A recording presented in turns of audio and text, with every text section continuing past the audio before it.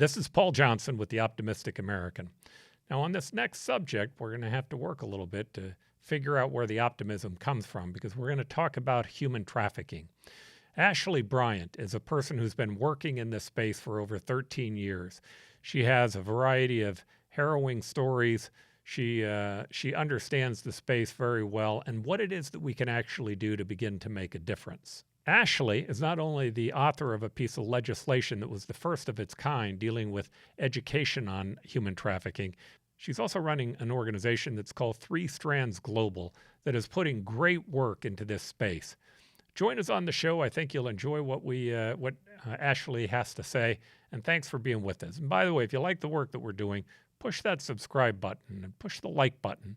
It's important to us in being able to continue with our cause, and we sure enjoy being here with you, trying to provide you optimistic information about why sometimes, even on the hardest of problems, things can get better.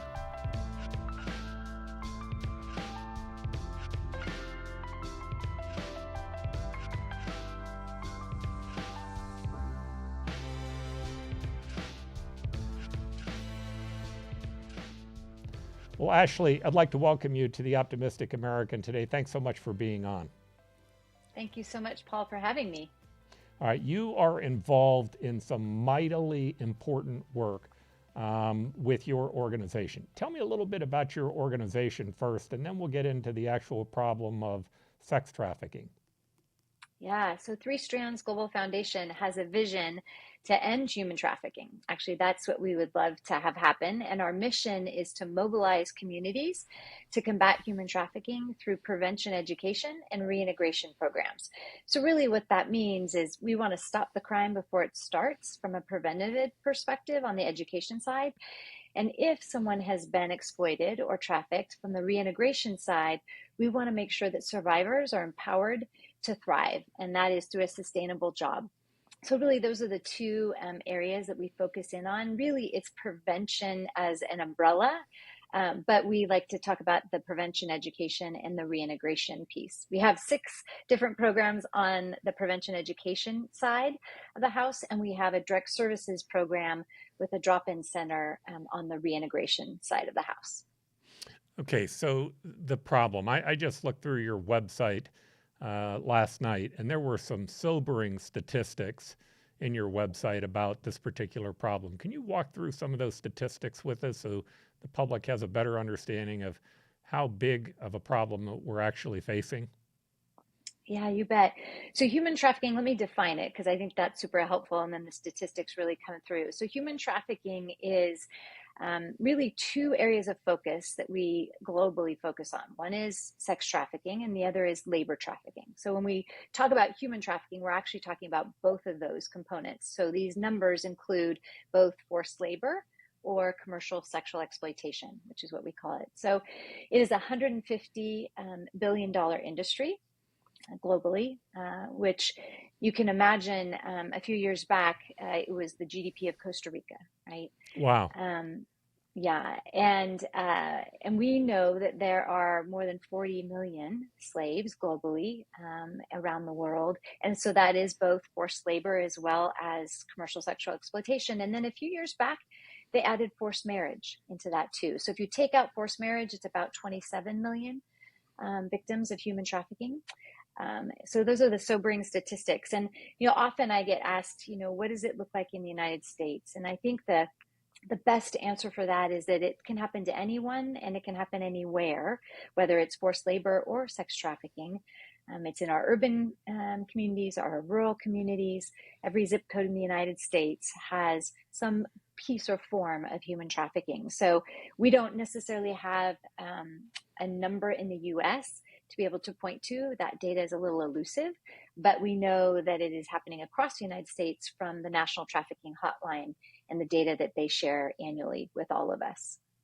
All right, so what are the signs that someone is being trafficked? How do you begin to know that? Yeah, it's a great question. So one of the things that we, if we take the 2 different types of human trafficking, the forms of human trafficking, and we put one, let's talk about sex trafficking. If a victim is controlled by a boyfriend or girlfriend that's over controlling, right? Doesn't allow them to speak for themselves or talk by themselves, makes decisions for them wholeheartedly. That can be one red flag. Another from sex trafficking victims, or traffickers can brand their victims. And so there might be a tattoo of the trafficker's name. It could be an image that they have branded on them as well. That might also be a sign. And then the other thing is that it's really hard to identify. And the reason I share that is, part of the reason that we have prevention education in schools for kindergarten all the way through 12th grade is because often victims don't know they're victims of human trafficking. And by that, I mean, they may be in a relationship with someone for a while, or even, a short period of time. And then that person starts to groom them and ask them to do things because they need to pay rent, or they need to be able to have food on the table, or they, want them to have a safe place and a bed to sleep on. And so in order to do that, I need you to actually go and meet with these 5 men.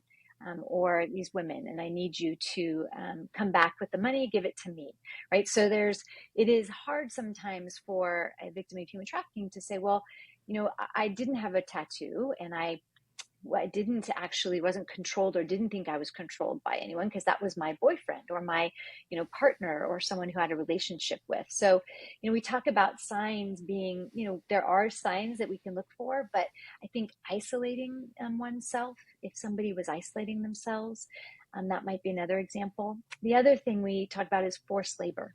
And if we think about forced labor, that means someone is actually having a job and they're not getting paid for that job. So that could be in a nail salon, that could be at a massage therapist, it could be at a restaurant, a busboy or a waiter, or someone within every day that we see day in and day out. But we notice certain things, going back to what I said before, like maybe they don't have their own way to express themselves or communicate. They're really being controlled in some way, shape, or form, or there's threats of harm to them or their family. Those could also be signs as well. So there's quite a lot of signs. I'm glad you went to our website. I encourage people to do that because not every person who is exploited or trafficked, they are different. They're unique, just like all of us. And traffickers actually prey on different unmet needs. And that's actually how they start to exploit or traffic these victims, is by meeting an unmet need often. And so it's important for us to be able to look at what are those needs that are unmet, because that might be a sign as well. Is there poverty? Is there homelessness? Was there domestic violence or sexual abuse in the home, right? Those could also be indicators too. This is interesting to me in that, by the way, give your website address. We'll put it in again at the end, but I think it's important, especially early on with this type of thing, that we give them the website now in case people actually have a need. Yeah, absolutely. I would encourage people to go to our website, which is www.3, not THREE, but 3 Strands Global Foundation.org. So hopefully you will go there and check this out, because it's really important to be able to understand what human trafficking really is versus not, because that actually is confusion in the U.S. People think smuggling is human trafficking, and they're two different things. People think kidnapping is human trafficking, and that is very different too. So important to be able to go to our website. So I want to know a little bit about your background, how you grew up, and really what I'm interested in is how did you get drawn into this issue? Yeah, so mom and dad and a younger sister. There are 2 of us in our family. But really, for me, it began in 2008. My good friend's daughter was actually trafficked, and that really put me into this space to consider what happened and what was this term human trafficking. And that was a long time ago, right? It was 14 years ago this May, actually is when the agency started, and it's 16 years ago when actually she was trafficked. So, she was 17 years old, hanging out with a lot of her high school friends, and a trafficker befriended that group of high school friends, figured out who had unmet needs or was vulnerable, as we talk about. And she had a developmental delay, and he zeroed in on that. And he actually sold her online on Craigslist to a trafficker in the Bay Area, who then sold her repeatedly, day in and day out, to men who were seeking to have sex with minors before she was recovered by law enforcement. And then the trial happened. The trafficker was sentenced to 12 and a half years in federal prison.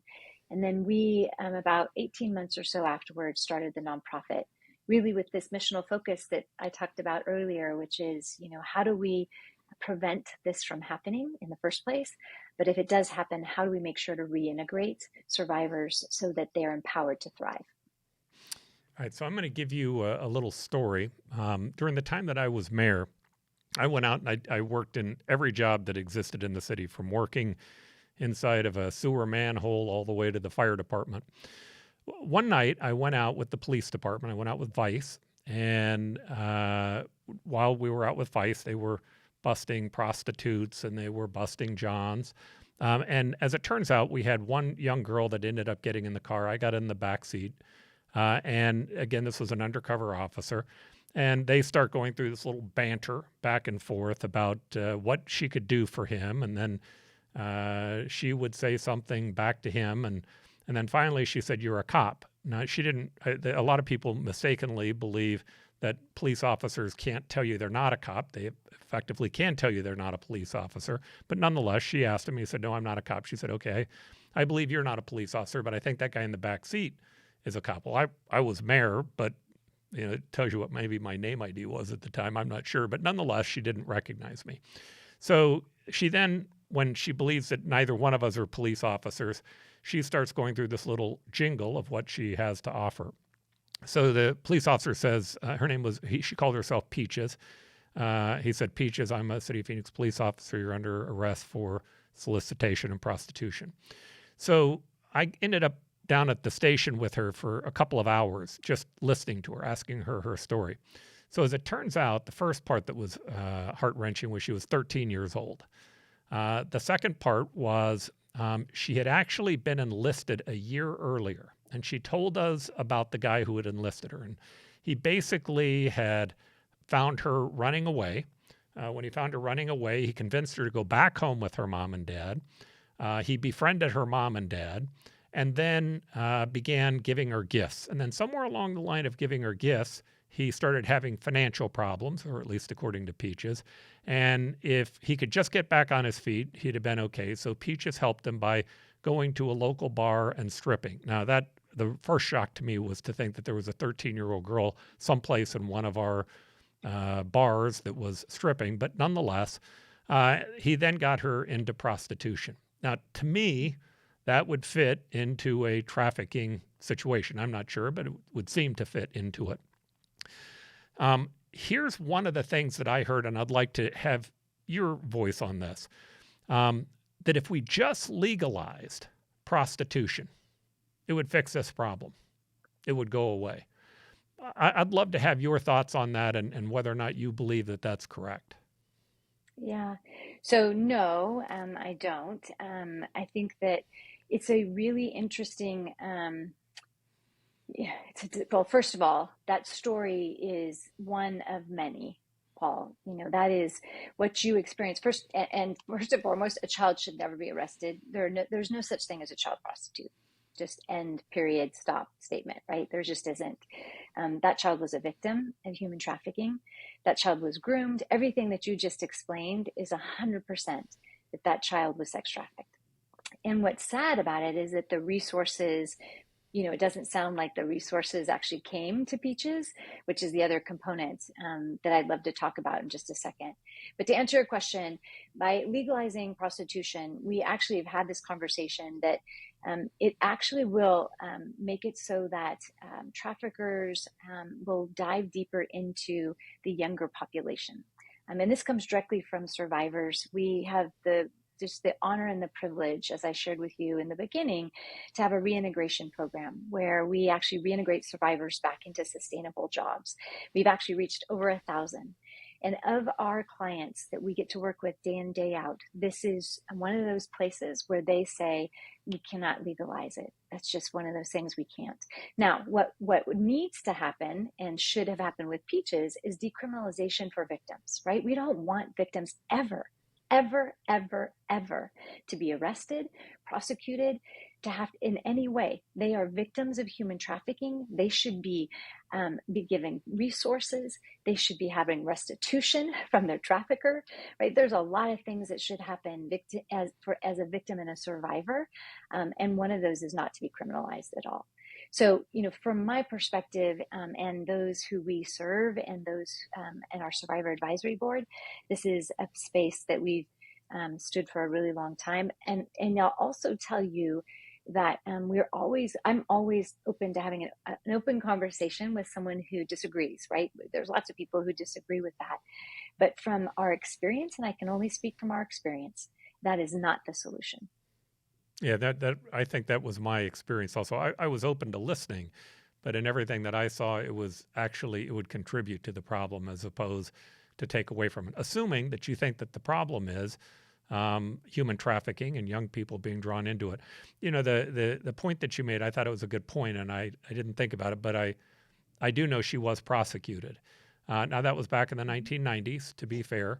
I'm wondering, have you seen an evolution of that thinking in the last 20 years? Is that now something that we do try to care for the victim? Yeah, absolutely. It's not perfect for sure. There's been quite a bit of training for law enforcement. Our federal government has stepped in to be able to have training for different federal agencies so that they understand. But now, and there was a huge Associated Press campaign, back in 2013 that we were a part of, specifically to have a campaign around there's no such thing as a child prostitute, right? There just isn't. And really to get the media to understand that sensationalism doesn't help us in this movement, it actually harms us. And really speaking truthfully and factually is what helps us. And the hard part about that for people, I think, is that, it's easy to glob onto the media and it's easy to glob onto movies and TV shows. But we have to remember that everybody's unique and everybody's story is different. Peach's story is different than the other 999,000 that we've served through our program. And we have to have the type of resources that are specific for the unmet need of Peaches or whomever was victimized. And we need to support through resources, whether that's trauma-informed counseling, if that's mental health therapy. We need to be able to make sure that those resources are there for our survivors. And I could go on and on about all the things that we need for our survivors. Housing. We have a drop-in center that we're opening on January 31st that will have all sorts of different services for the survivors in our 5 counties around Sacramento. But those types of things are what our survivors need in order to be able to reintegrate and then thrive. Okay, so another question that maybe is on that more controversial line that we just asked, but a story first, or at least some background. So I can't remember if it was 1989 or 1990, but somewhere in that period of time, I went to Taipei, Taiwan, and there was this place called Snake Alley. Now, Snake Alley, to be fair, I want to make certain everybody understands this.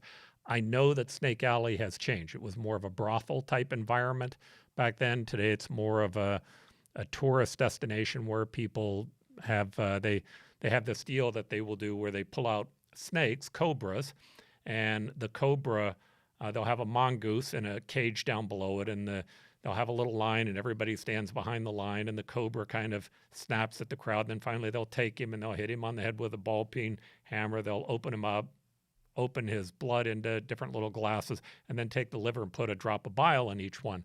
And these men will pay to drink this. Now, what used to happen in the 1990s was that they would then go down these alleys. And again, I was there with a few of my friends as we walked down some of the alleys to see what was there. It was human trafficking. There were men bringing in very young women, 9, 10, 11, 12-year-old women, putting them into little tiny cages. And then the men, theoretically, this stuff was supposed to be an aphrodisiac, and then they would have sex with these young women. We were told in many cases this was the father that was bringing them, or someone who was bringing their daughter in to be sold into it. Now, here's what I find to be interesting. There was this. It's changed since then. Again, I want to point this out, but there was this idea of cultural acceptance, that the standard that we were applying wasn't a fair standard, that these people were poorer, they had a different cultural view of how this was taking place, and that somehow or another we were being biased because we believed that all people should live by the same values. My own personal opinion is all values are not equal. That's my opinion. My opinion is there are some values that are lesser than others. I like the value that we have that all people should be treated with dignity, that all men are created equal as well as women. But do you face this when you're looking at the global issue, cultural acceptance around the world? Is that ever a challenge for you, or has the whole world evolved on this issue? Yeah, man, I've not been to that part of Taiwan, but wow. So from a global perspective, we have to remember culturally and linguistically that things are different. However, people being trafficked from, human traffic, or globally, actually modern slavery is what many countries refer to. Trafficking is not and should not happen, period, end of statement, right? And so what you just described should absolutely not happen in any country. And what that goes back to what we talked about before is that there's an unmet need, right? So whatever it is that they told you about the father or the families, whether it's poverty, whatever it may be, there's an unmet need. And so I wouldn't think that necessarily I wouldn't get on the value piece of it. I think that it's more about unmet needs or vulnerabilities that may have thrown families or children or individuals into a situation. It's not something that I have ever in 14 years heard anyone say to me, I just woke up and thought I'd sell myself, or I just woke up and thought I would work for free and take the human trafficking, as part of what I do for a living. So I think that it's really important for us to remember that as individuals that we're unique, and that we need to be able to stand up globally and to be able to say that that is not okay in anywhere, any shape, any form. And we are seeing, I was in SWIPOC and Phnom Penh back in 2014, and like you, was driving down the streets where there were garages with chairs lined up in those garages, where young people were being sold right there from those garages.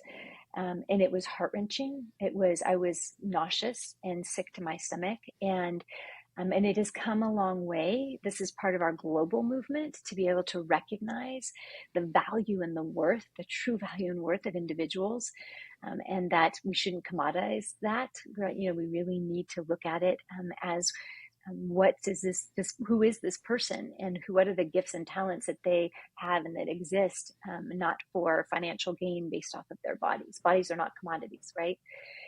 So yeah, that's the answer. It seems like in 2014, this is kind of stuck in my memory, that in Cambodia, there was actually a ring where some Americans, I remember a doctor who ended up being busted on it, but they were literally taking young boys and selling them to the young boys. And they caught a particular doctor on tape asking to be able to get that. And it was, but again, to me, what was fascinating about it was that somehow or another, the economic argument or the cultural argument was used as an excuse. And I think from an American standpoint, it's never an excuse.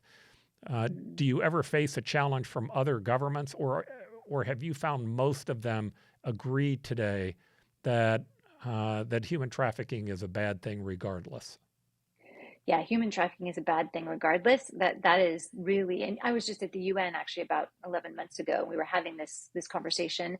But I think the other thing I want to make sure is that selling any human being is not okay, right? Mm-hmm. No matter what country, no matter where they are, it's not okay. Yeah, or by commercial sex. By the way, I want to make certain I'm clear. To be fair to Taiwan, this went away. I'm sure in the 1990s they began to see a change in the standard. I do believe that this concept of relativism that says that somehow or another it's okay to discriminate against a woman, or it's okay to discriminate against minorities, or it's okay to enslave children. It doesn't matter to me if it's a cultural issue or a religious issue. There have to be some lines, and not all values are equal. I agree with you. It's never okay. So on immigration policies, do you see our immigration policies helping or harming this issue of human trafficking? Yeah, so we had this conversation a couple of years back. So part of what we need to, as part of the solution for this movement, and when it comes to immigration, is to make sure that resources, that people who are coming over and immigrating, that it's a legit business and a legit for the Department of Labor to get involved. And the reason for that is we have folks who are immigrating. We have a number of different high-profile examples across the United States, whether it's a restaurant tour, a GM who is labor trafficking, someone from India, or it's, a jewelry store that's trafficking someone, an immigrant from Taiwan, right? That happens across our nation. I mean, we just had that huge bust in the South on the cotton fields, right? Where we actually were taking folks as Americans, and had them in different buses and semi trucks, and we were taking them from state to state to go and work and not paying them, right? So I think that we have to address, it's such a complex issue, but we need to address to make sure that when folks are coming and immigrating into this country, that it is truly a legitimate space for them to work and to get paid a fair wage and to live and continue their lives, however that might be. A few years back, when there was a lot of political conversations around the border and the 60 plus thousand kids that, whether Texas or Arizona, that were along the border. And we actually came into the conversation from a prevention perspective and wanted our prevention education to be, to actually get dispersed through the schools, because there were schools at the border control. And that was really hard to do. It was hard to get to jump through hoops. And I think that we need to understand the families who are in those places, so that we can better understand, again, what are the unmet needs? If they're leaving a country, there's an unmet need in some way, shape, or form, and they see America as a place that they could go where that need could be met and they could actually thrive. So we need to be having conversations about the unmet needs.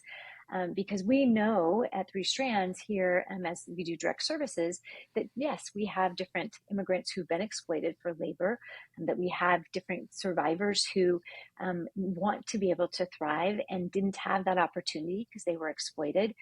So we need to address that piece, but we also need to address, when someone does come to this country, are we making sure that they are safe until they're processed, right? That needs to be another piece that we need to make sure of too, especially our children, right? And their children, not be separated from their children, but actually be with their children and make sure there's resources. Yeah, so there's a horror. I'm a father and a grandfather, and I have a 2-year-old girl and a number of grandkids, and there's a horror worrying about your own children. But do you think that it's also possible in the United States to sometimes have human trafficking happening in plain sight? We're just not recognizing it, even though it's right underneath our nose? Oh, absolutely. And we talk about this as a crime that hides in plain sight. That's actually what we say at Three Strands. And here's the thing, some of the data that's coming back from the National Trafficking Hotline is around familial trafficking, right? That there are families who are trafficking their children, and that's hard to be able to see, right? How do we make sure that families are caring for their children? There are kids that are going to school day in, day out, and yet they're being trafficked. And that's part of the reason why prevention education in the classroom is so important, that our teachers, our counselors, our administrators, our superintendents understand the signs of human trafficking, so that they can recognize as they teach or they counsel day in, day out, they can actually provide resources for those children. Because remember, if it's a family member that's trafficking them, then they would be placed in child welfare. But if it isn't, if it's a trafficker outside of the family, then they need resources, counseling, trauma-informed therapy, so that the family can get through it. But there are lots of, I really, one of the things that's really important is that this is happening, like I said in the beginning, in all zip codes in the United States, urban, rural, and in between. And so we need to recognize that it is an American problem we need to address. You use with Peach's example that she ran away. Yes, what was happening that made it so she ran away? Was there abuse? What was happening so that she didn't feel safe, right? Those are the things we need to address so that we can have people and children, in that case, really growing up in a space that's safe and that they can thrive.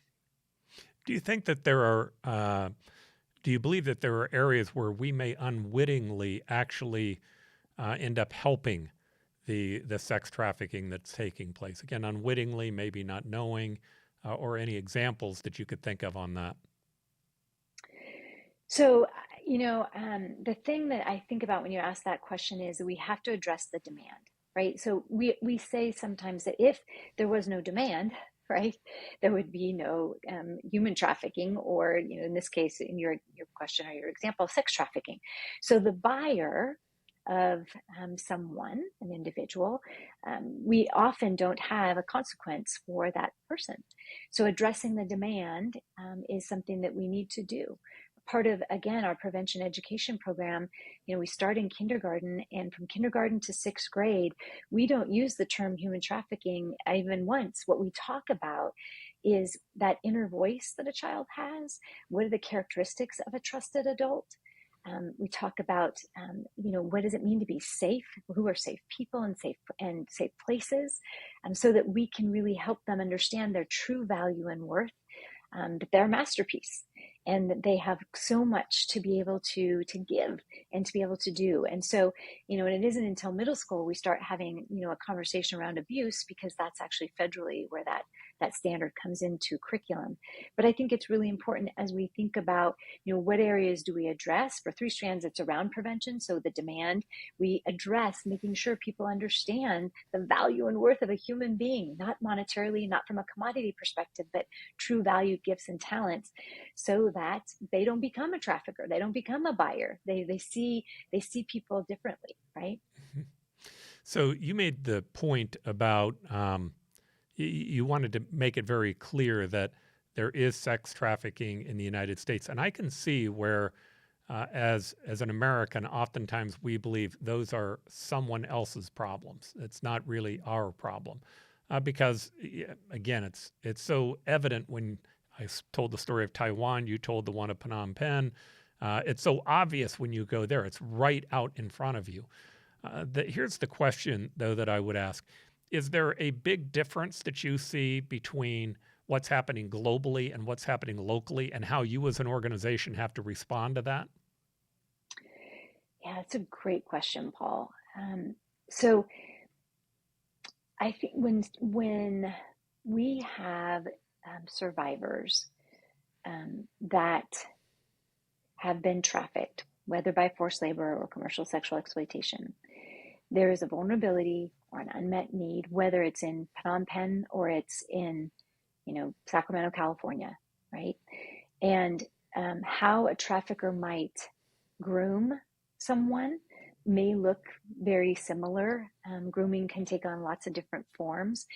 Grooming could be online in the United States. It could be in person in the United States. It could be online overseas. It could be in person overseas, right? There are a lot of similarities, whether it's, in the United States or it's overseas. But the cultural differences, which you and I just touched on a little bit ago, we do have to factor that in. And even in the United States, when we talk about our indigenous populations, right, there, whether it's in Alaska or Montana or California or Arizona, we have to be able to also think about culturally and linguistically, how do we make sure that we are having resources so that someone who truly is being trafficked or exploited would understand that and feel comfortable to come forward to be able to get resources and support.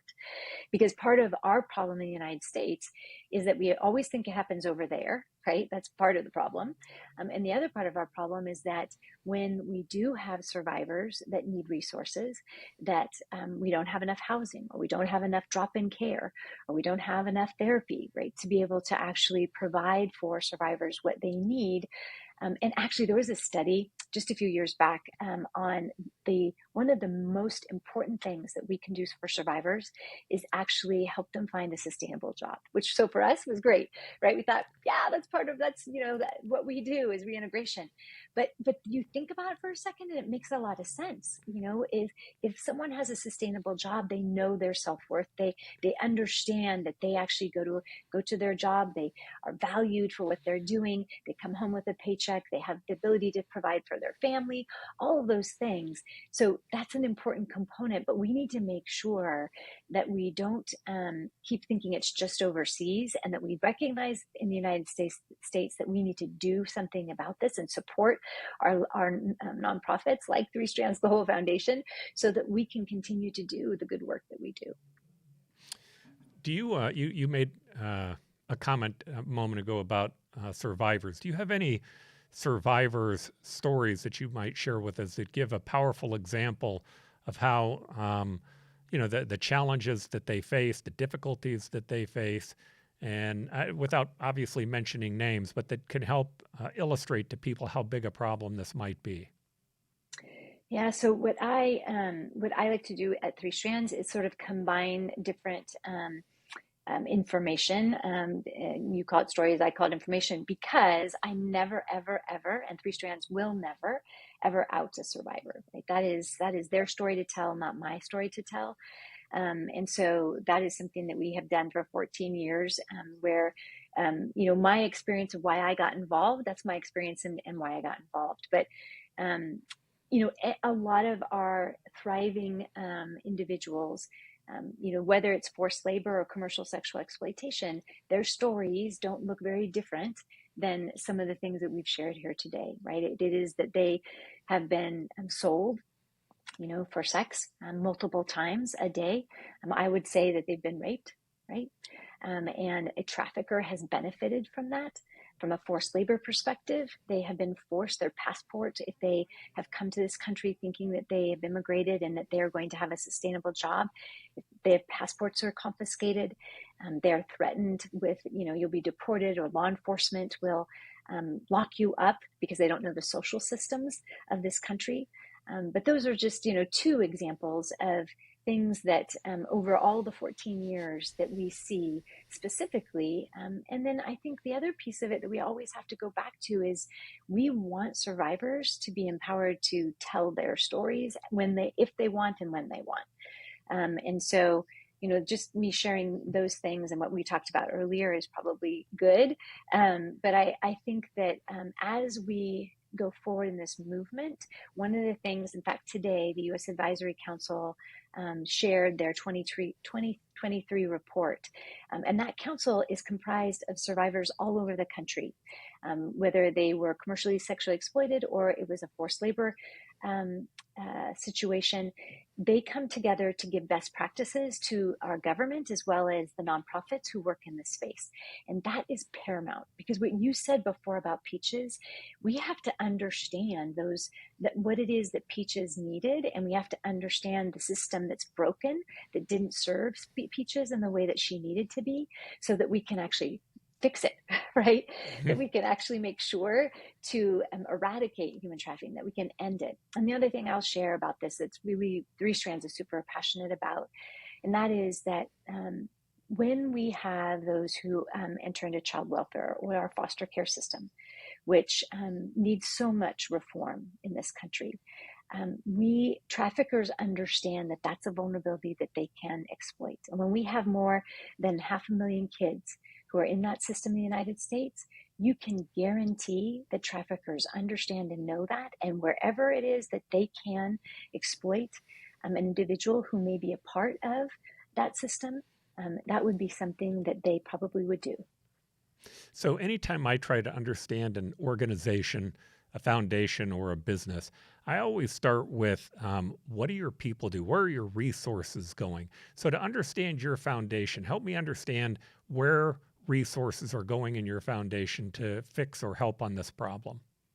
Yeah, so as I shared earlier, we have prevention education. We have 6 different programs for that. And then we have reintegration. We have 37 staff at Three Strands Global Foundation across the country in different states, as well as our headquarters is in Sacramento, California.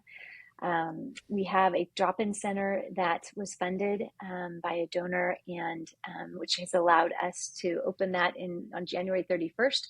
Our clients, which are the survivors and those who are at risk for trafficking, actually will be able to have services there. So when we talk about resources, I'll kind of do it as 2 different pieces. One is the education side, and then the other side is reintegration. So in the 6 programs, Protect is a program that we launched and is a K-12 prevention education program training, as well as for all school staff and trainers of trainers, as well as curriculum kindergarten through 12th grade. That program is a national program, and we've almost actually reached 1 million students and over 120,000 teachers with that program. Another program that we have is Brave, Best Practices and Approaches for Victims of Exploitation. That program is a very in-depth program for social workers and case managers who work directly with survivors of human trafficking or those at risk, so they can better understand how to support from a mental health perspective, from a trauma-informed perspective, individuals that they're working with. And there's the employment component of Brave too, which really helps other nonprofits understand how do we work alongside survivors to make sure they're sustainably employed. That's Brave. There also is CARE, which is our parent community guardian training. So CARE is something that people can go through and be educated for their families, the community at large. There's also TATE, Telecommunications Against Trafficking and Exploitation. This came as a CEO in the greater Sacramento area, came to us and said, telecom folks are in neighborhoods, in homes, on buses, in trains, on planes, hotels. It would be great to have this training for them. So that's a training we created as well. And then we have TRUE, which is Trauma Response and Understanding for Employers. And that was developed specifically for those companies that are where we're placing our survivors and those at risk, so that they understand what trauma is, so that as a survivor has that new job, that they have a community that understands what trauma is, which helps them in their work and to be supportive. So those are the education components. I will tell you that the beautiful thing about TRUE, which is a good segue to the reintegration program, is that we have a retention rate that is over 80% for those that we have served, which is over 1,000, which is quite remarkable for this program. So on the reintegration side, and usually our staff is about half and half. That's usually how it's dispersed between the two. On the reintegration side, this is our direct services program. It's called Employ Plus Empower. We launched this in 2016.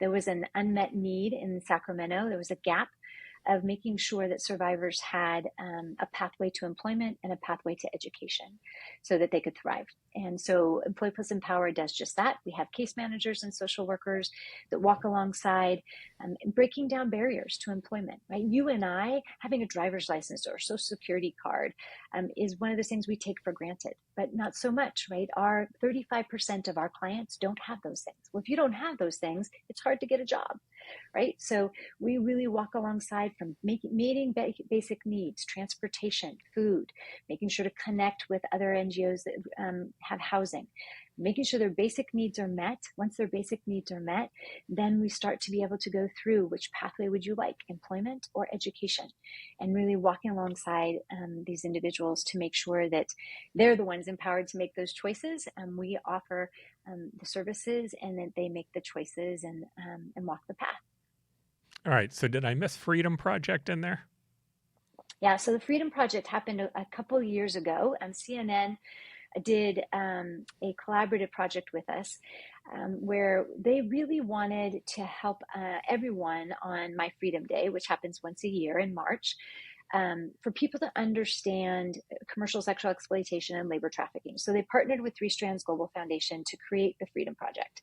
And on our website, if people go there, which is the threestrandsglobalfoundation.org, you will find the Freedom Project, and you'll see some of the signs and the statistics, the definition, those types of things, which is what CNN on My Freedom Day pointed everybody to the Three Strands website to make sure that there was a level of awareness and really raising that level of awareness of trafficking in the United States.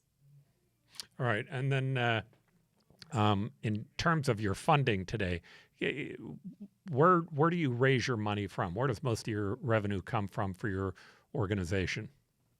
Yeah, so we have state grants, we have federal grants, we have individual donations, monthly donations, we have corporate foundational grants that we receive too, family foundations.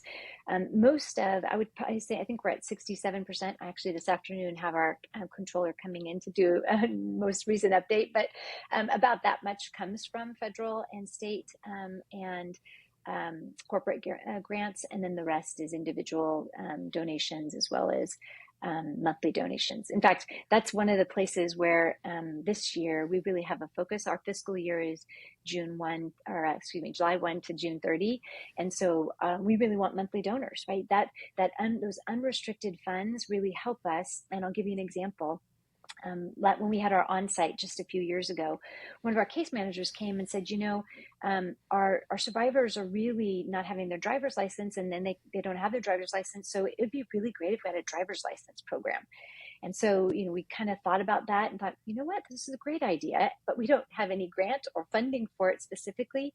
And so we went into our unrestricted funds to be able to pull that for the very first time. And since we've been able to write it into grants, but it was one of those places where the clients themselves were saying, we'd like to be able to drive, helps us on transportation to get to the place of work instead of having to take mass transit, which they can do, all of us can, but they'd like to be able to have that. So unrestricted funds are key. And if anyone is listening and really has a heart for prevention and reintegration, I would just ask you to consider actually supporting us that way. All right. So give me the different ways that you see that individuals can play a role on this issue. Certainly giving a contribution is one. What other ways can we play a role as individuals? Oh my gosh. So advocacy, one of the things we haven't even touched on is our bills and our laws. And we are so fortunate in this country to have the Trafficking Victims Protection Act that has been around now for over 20 years. And that is, we hold the other countries accountable to different tiers as well as ourselves actually to that. And Congress has reauthorized the Trafficking Victims Protection Act. And we have been really fortunate to walk alongside and to be able to have with Chris Smith, who is often the one who is asking for it to be reauthorized. We've been able to lend our voice to that language and make sure that what we're seeing on the ground from survivors and also from our young people, that actually language like that gets added to the reauthorization. So housing, employment, education, all of those things. And then on the state side, I cannot tell you how people, when you hear about bills that are happening regarding human trafficking, please, please, please get involved. Here in California, this last year, we had 2 bills that Three Strands was behind, one as a sponsor and one as a contributor. And the reason was, one, we wanted human trafficking of a minor to be a serious felony. And that was the first one. And then the second was we wanted high-tech companies, social media companies to be held responsible for not taking down explicit photos of children or individuals, and that they needed to do that quickly. But you might say, oh my gosh, Ashlie, how could it not be a serious felony, right? That might be the next question. Well, our citizens in California stood up, they called, they were on the phone, they were calling in, they were telling their senators, their assembly people that they wanted to make sure that this bill went through. And actually the governor stepped in too. When the Public Safety Committee killed it, the governor stepped in and said, no, you need to reconvene. So that's where you all who are listening make such a big difference, is advocacy, to be able to let your representatives know this matters. You don't want any child in the United States or any individual trafficked by forced labor or commercial sex, and tell them often so that they actually consider writing legislation and contributing to those who have been writing for a long time to be a co-author on legislation. That's super important. That'd be the second thing. And then I would say the third thing, wherever you are, whatever state you're in, support your local nonprofits who are really focused on this. We at Three Strands would love, obviously, because we're a national organization, and have, big, places across the U.S. that we work, but also in California and Sacramento. We'd love for you to support us. But we also know and believe that there are many really great organizations that are locally doing really great things, to be able to support this effort to end human trafficking. So that's the other thing I would say. All right. So you have been doing this for a while. My last two questions are going to be, the first one is, in the time that you've been doing it, would you say that we have seen significant progress on this or any progress? And what's your optimism for the future? Yeah, that's such a great question, Paul. I am so optimistic for the future. I'm going to do the last one. I went first with that. But even today, when I heard the U.S. report from the Advisory Council, I just stood and listened to each of these survivors who shared their insight of where we should be working, what we should be doing. And I had to pause for a second because I kind of got emotional thinking 14 years ago, it just was different. It wasn't these conversations, being able to understand and putting survivor voice ahead, to help us understand what's most important, right, from those with lived experience, is just in a place that I really feel optimistic about. And we got a long ways to go still, but I really was optimistic about that today and listening to the report. Prevention is a focus, which 14 years ago was like barrier, closed down, door, shut. We have raised the level of awareness in this country about human trafficking. We need to continue to have those conversations. It doesn't just happen at major events, the Super Bowl. This month is Human Trafficking Awareness Month. It doesn't just happen in this month, it happens day in and day out. So we need to be aware. Is it happening more today? Yes, unfortunately. We know that there are more victims of human trafficking than there were last year, more calls. But I would say that my optimistic view in the space is that when we learn about something, then we report it, right? We saw this with the domestic violence movement. We saw this with child abuse as well. And when people understand really what's happening, then we see it increase. But the ultimate long game is to see that it will decrease and to be able to stay the course. And so I'm optimistic about staying the course. I'm optimistic about the movement and the individuals who are leading this movement. And also I'm optimistic that that we are listening to lived experience. And I think that that's all of that. For all those reasons, I'm optimistic. Okay, so this is a personal question. The personal question is, I have worked with lots of professionals who work in this area. My partner on the show, Dr. Emily Basha, I know a number of psychologists who she works with who deal with these issues. I also recall having to work with people in the police department who had to deal with everything from human trafficking to what was happening on sex trafficking. Sometimes they end up getting, they used to call it a dark humor or black humor. But it was a result of depression. They just kept seeing all these cases and all these things, and they were so bad, so horrible that they almost had to create a blocker. But you would watch it begin to have a psychological toll on them and their life. You seem to be a wonderful spirit. You're optimistic. You still have a positive view of the future. You obviously love what it is that you're doing. You've been doing it for a while, and I'm 100% positive you've heard some of the worst stories that a human being can hear. How do you do that? How do you keep that sense of agency in yourself as you're dealing with these problems, horrific problems? Yeah. Wow. Thanks for asking that question. That doesn't get asked very often. I really, really appreciate you asking that. There are many nights, many days where I go home from work and I get to the top of the driveway and scream and cry. That's the God's honest truth. And because of what I know has happened to an individual who is working in our programs and we're working alongside and serving. Because it is a knife to your heart. It just rips it apart. The thing that I always focus on is hope, because I couldn't do what I do if I didn't have hope. And part of that grounding is my faith. That's me personally. And being grounded in a space where, for me, tomorrow's a new day. And tomorrow, when I put my head on my pillow, the tears that I've shed, or the frustration or the anger, all of the things that I may have let out, I think about the success of just one person that we have served, one child through our prevention education or any of our education, one family member who actually came forward to say this made a difference in my life and now the trajectory of our families' lives because of this. We see generational change because of the work that we do at Three Strands Global Foundation.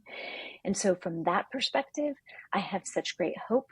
So even though it is hard and there are days where I'm wrecked, by the time I go to sleep and I put my head on my pillow, I reflect on the stories, the things that we know have happened because of the work that we do, that makes it so that when I wake up, I have another day to do the work that we do from a hopeful space. That's beautiful. All right. So anything I might have missed, this is your moment. If there was something that I missed or didn't hit or you think should be added, this is kind of your moment to do so. Yeah, I mean, I think it's so important that when people think about human trafficking, that they understand what it really is and what it really isn't, right? And I think that so education is super paramount. And Three Strands has our CARE, which is our parents, guardians, and community training. I would encourage you to go to our website and take that. It will keep you understanding what it really is versus what it isn't. And I think that, sensationalism has happened, and, survivors are just like all of us, unique, as I've said before. And I think it's really important to be able to understand that we want to tell the real story, and we want also to make it so that people can recognize that if they are a victim, that stories are different, right? They may not relate to a story that's in the media or in a movie or whatever. And so then they don't think they're a victim of human trafficking. But the reality is that we need to be able to, as those who are caregivers or those who are community members, to be able to understand those signs so that we can be better for our communities, that we can be better for our neighbors and the people in our families around us. And I think that's so important. I would just like to say thank you. It's sometimes a little bit, it sets me back a little bit to think that there are good people in the world doing great things in a space like this one, and you certainly are doing that. I want to thank you for your effort. Give us your website one more time in case people want to participate. Yeah, it's www.3 strands, STRANDS Global Foundation, or the shorten is 3SGF.org. So Three Strands Global Foundation, just shortened with the number 3 in front of it. Would be so honored to have people go to the website, and honored again if they choose to support our work. I would love it. And thank you so much, Paul, for asking really great questions. And I really appreciate your candor and appreciate that your interest, and also the stories that you shared with me. I'm grateful that you actually had those experiences that you could bring to this conversation. So thank you. Well, thank you, and Godspeed to you and your organization. Thanks again for being on The Optimistic American. Yeah, thank you very much. Thanks for joining The Optimistic American Show. Help us grow by subscribing to our channel. If you enjoyed the episode, please leave a like and a comment. There is so much more that we have planned, and we can't wait for you to embark upon this journey with us.